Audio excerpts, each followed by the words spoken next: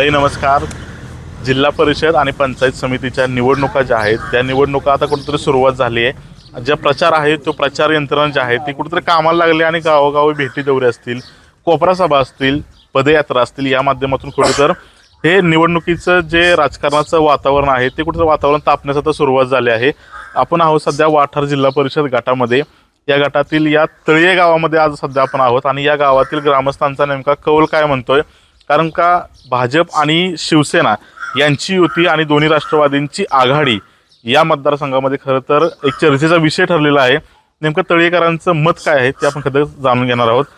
दादा, काय नक्की वातावरण काय म्हणतंय? कारण का जिल्हा परिषद पंचायत समितीच्या निवडणुका जाहीर झालेत, राष्ट्रवादी दोन्ही एकत्र आलेत, भाजप विरुद्ध शिवसेना अशी ही लढत होते, भाजप आणि शिवसेनेची युती विरुद्ध दोन्ही राष्ट्रवादी अशी ही लढत होते. नेमकं काय आहे तळीकरांचं म्हणणं काय ते? आत्ता आपण पूर्णच महाराष्ट्राची राजकीय परिस्थिती पाहिलं तर महायुतीमधून जे पक्ष लढतात त्यांना विरोधच राहिला नाही. त्यामुळं महायुती आपापसातच लढायचं चाललं आहे अशी तर एकंदरीत सातारा जिल्ह्याची परिस्थिती राहिली. तुम्ही पाहिलं तर कुठंही आत्ता मशाल दिसत नाही, कुठंही आत्ता तुतारी दिसत नाही.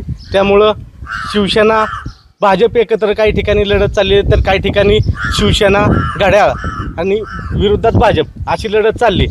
तर प्रत्येक नेते माझ्या माहितीनुसार सगळे आपापल्या सोयीनं राजकारण करतात किंवा आपापल्या सोयीनं लढत चालली.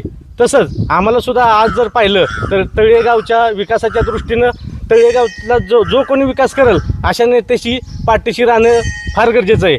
आणि आपण पाहिलं तर आत्ता कोरेगावला जे आमदार आहेत शिवसेनेचे ते आदरणीय महेशदादा शिंदेसाहेब, तसेच फलटणचे जे आमदार आहेत सचिन पाटील, परंतु त्यांच्यावरती रणजितदादा लिंबाळकर यांचा राजकीय त्यांना सपोर्ट आहे. त्यामुळे ते जरी घड्याळाचे जरी असले तरी ते भाजपचेच असल्यागत आमदार आहेत.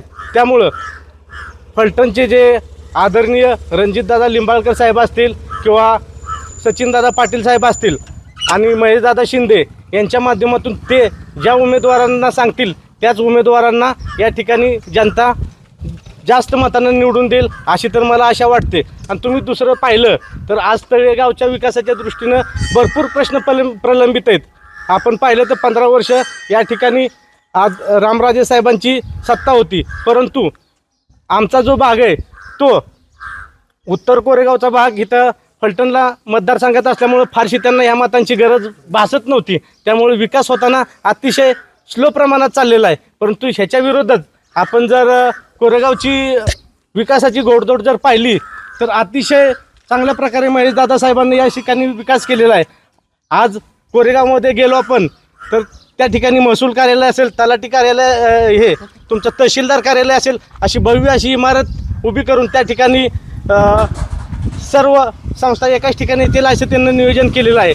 त्याचबरोबर आपण पाहिलं तर ST स्टँड असेल कोरेगावचं, परत पंचायत समिती ऑफिस असेल तुमचं, त्याच्याबरोबर आता जे विक्रीसाठी जे तरकारी विक्रीसाठी गाळे बसतात, रोडवर बसतात, त्यांच्यासाठी अतिशय भव्य अशी इमारत त्यांनी कोरेगाव नगरीमध्ये उभी केलेली आहेत. आणि कोरेगावच्या प्रत्येक गावामध्ये सिमेंट कॉन्क्रीटचे रस्ते असं काही त्यांना ठेवलेलं नाही की रस्ता आज चालू केला आणि परत 10 वर्षानं खराब झाला. आपण तळेगावामध्ये रस्ते पाहिले तर रस्ते झाले, परंतु 10 वर्षातच पूर्ण ते रस्ते आहेत का खड्डे आहेत असं लोकांनाच वाटतंय. म्हणजे आम्हालाही वाटतं की आत्ता आपल्या गावातनं रस्ता खरंच 1-1.5 वर्षापूर्वी झालेला केला आहे का खरंच, पण तशी परिस्थिती कोरेगाव तालुक्यामध्ये अजिबात नाही. कोरेगाव तालुक्यामध्ये पूर्ण रस्ते सिमेंट कॉन्क्रीटचे झालेले आहेत. अतिशय कामाचा दर्जा सुंदर प्रकारे त्याच्यावरती पर्सनली ते स्वतः लक्ष देतात.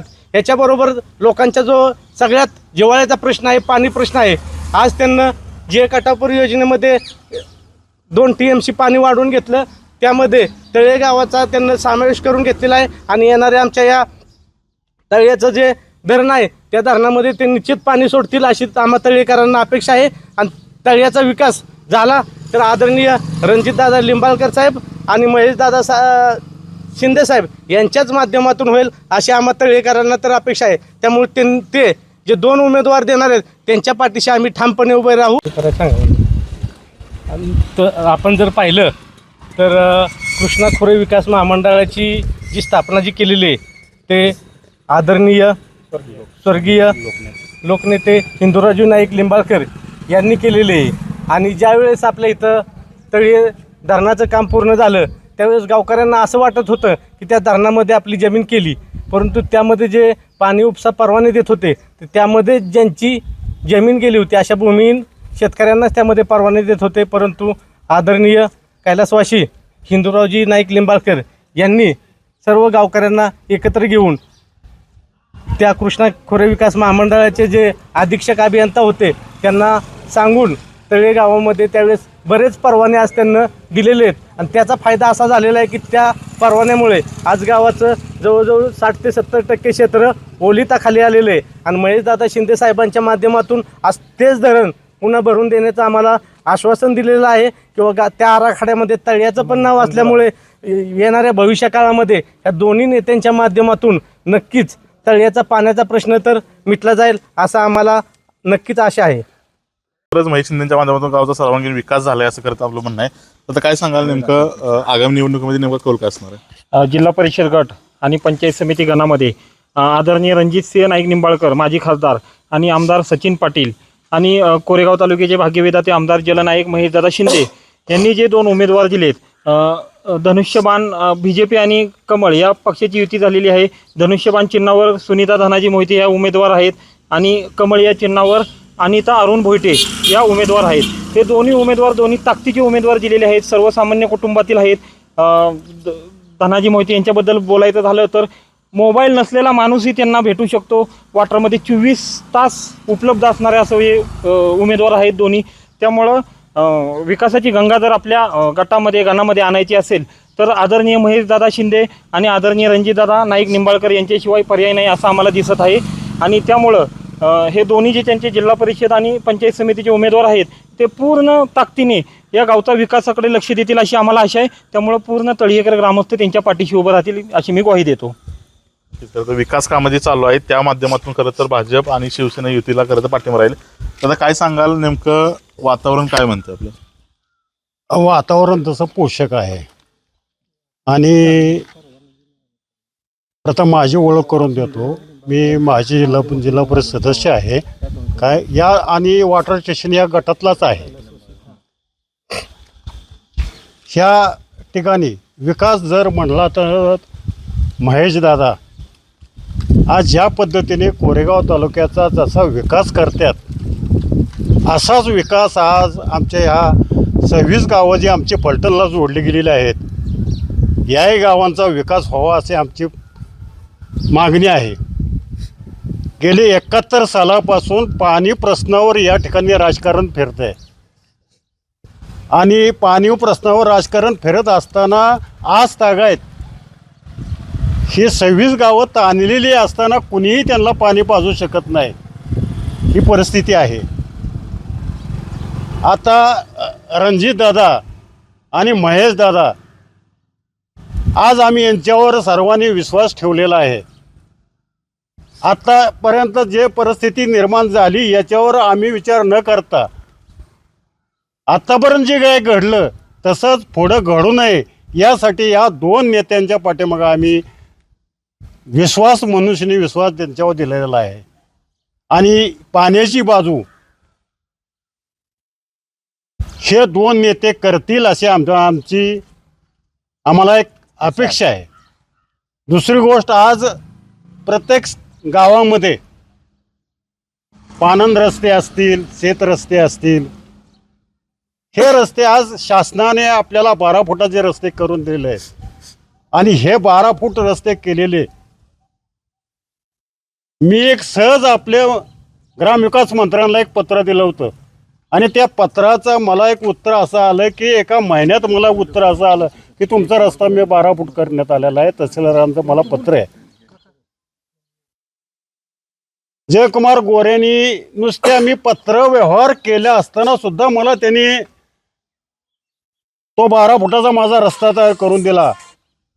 आज अशा नेत्यांना भाजपमधल्या असल्या नेत्यांना जर आपण अंतःकरणापासून आज आपण जे आपली जी अडचण सांगत राहिलो तर ते आपली अडचण दूर करतील असे एक आम्हाला विश्वास वाटायला लागला. म्हणून आज आम्ही त्यांनी दिलेले जे उमेदवार आहेत जिल्हा परिषदचे मोहिते मॅडम आणि पंचायत समितीचे वॉटर स्टेशन गणामधले बोहिटे मॅडम, ह्या दोन्ही उमेदवाराला तसं पाहिलं गेलं तर ओबीसी हा गट आरक्षित ओबीसी महिलांच्यासाठी झालेला आहे. तरी माझ्या सर्व मतदार बंधू भगिनींना एक विनंती आहे, ओबीसीचं मतदान ओबीसीलाच करा. आपला स्वाभिमान कुठेही तळमळीत करू नका. कुणी खायला घालेल, कुणी पैसे देईल, वाटेल ती करेल, पण स्वाभिमान विकू नका. एवढीच माझी विनंती आहे. एवढंच मी बोलतो आणि थांबतो. खरं तर बाबा काय सांगाल, किती वय आपलं? 70. अनेक राजकारण आपण बघितले, अनेक पिढ्या आल्या पिढ्या गेल्या आपण बघितल्या. नेमकं राजकारण गावचं काय म्हणते, गावचा विकास झालाय? गावचा विकास तसा झालाच नाही पहिल्यापासून. आता महेश शिंदे जसं त्या तिकडे काढतात, आमचं तळेगाव गेले फलटणमध्ये, त्यामुळे पहिल्यापासून तसा मानव असा विकास झाला नाही. आणि इथनं पुढं महेश दादाच्या माध्यमातून, रणजितदादाच्या माध्यमातून विकास होईल अशी अपेक्षा आहे. नेमकं काय गावातील अडचणी काय आहेत प्रमुख, की जे विकास करायचा राहिलाय असं? ग्राम सचिवालय आहे, रस्ते आहेत गावचे, गटार आहे. आता हे बाहेरच्या गटार तर मोठं आहे, पण त्याचा अजून सुद्धा गटार होत नाही. त्यामुळं आणि गावचे मतदार सुज्ञ आहेत. मतदाराला काय सांगायची गरज नाही, इकडे मतदान द्या, तिकडे मतदान द्या. मतदारांचं ते मतदान योग्य ठिकाणी करणार. काय नक्की कोणाच्या बाजूने कौल राहणार आहे? शिवसेना भाजप. कौल जो आहे तो शिवसेना भाजपच्या माध्यमातून मागे राहील. तर काय नेमकं दादाने सांगितलं असतं की 70 वर्ष वय आहे, परंतु गावची काही विकास कामं आहेत, ती विकास कामं मार्गी अद्याप लागली नसल्याचे खरं तर खंत त्यांनी त्याच्यावर व्यक्त केली जाते. नेमकं काय? आम्हाला एक सगळ्यात महत्त्वाची तळेकरांना एक आनंदाची गोष्ट आहे की महेशदादा शिंदे आणि रणजितदादा नाईक निंबाळकर हे आमच्यात तळेहिरा तलावात पाणी सोडणार आहेत. ही एक सगळ्यात आम्हाला आनंदाची आणि आमच्या भविष्यातील विकासाची सर्वात मोठी गोष्ट आहे. आणि जे तळ्यात आता तसं बघायला गेलं तर भरपूर प्रश्न म्हणजे कामं काहीच नाहीत, जे थोडेफार आता श्री संत सौतामळी मंदिराचं अवस्था खूप बिकट आहे. त्यासाठी आम्ही जयकुमार गोरेंच्याकडे गेला असता त्यांनी आम्हाला 10 लाखाचे म्हणजे निधी आम्हाला दिलेला सभामंडपासाठी. तर त्यामुळे आम्ही महेशदादांचं 100% काम करणार. जो गावचा विकास अद्याप राहिला, येणारे जे सदस्य असतील त्यांच्याकडून नेमकं अपेक्षित असा कोणता विकास व्हावा असं आपलं मत आहे? जे गावातील कॉन्क्रीट रस्ते असतील, गटार बंदिस्त गटार असेल, ह्या गोष्टी झाल्याच पाहिजेत त्यासाठी. आणि आम्हाला जे उमेदवार आत्ता भेटलेले आहेत ते मोहिते मॅडम, ह्या सर्वसामान्य कुटुंबातील आहेत. आम्ही केव्हा बी त्यांना कॉन्टॅक्ट करू शकतो, त्यामुळं 100% काय अडचण नाही. आता काय नेमकं काय मत आहे गावचा विकास आणि येणारं इलेक्शन, खरं तर नेमकं काय कौल काय राहतो? आमचं मत म्हणजे रस्ता वगैरे काही हे नाही. जर मागच्या 10 वर्षात बघितलं तर नुसतं रस्त्याला नारळ फोडून गेलेत, की काय विकास वगैरे झाला नाही.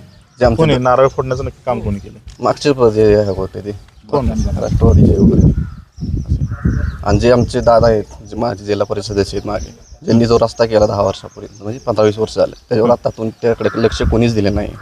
आता आम्हाला जे पावसाळ्यात जे त्रास होतो जायला यायला, तो लय प्रॉब्लेम आहे आमच्याकडे. काय पाठपुरावठा झाला होता आपल्या गावकऱ्यांकडून? नाही पाठपुरावा झाला होते, जवळ नारळ वगैरे नुसतं पडून गेलेत, पण काहीच काम वगैरे पुढे झालंच नाही. काय मत नक्की कोणाला असणार आहे? आमचं मतच महेश शिंदे दादा मोहिते. बाबा काय नेमकं मत काय म्हणते आपलं? मत एवढंच की गावचा सर्वांगीण विकास व्हावा. जिकडे सर्वांगीण विकास होईल अशाच ठिकाणी आमचं गाव वाढणार आहे.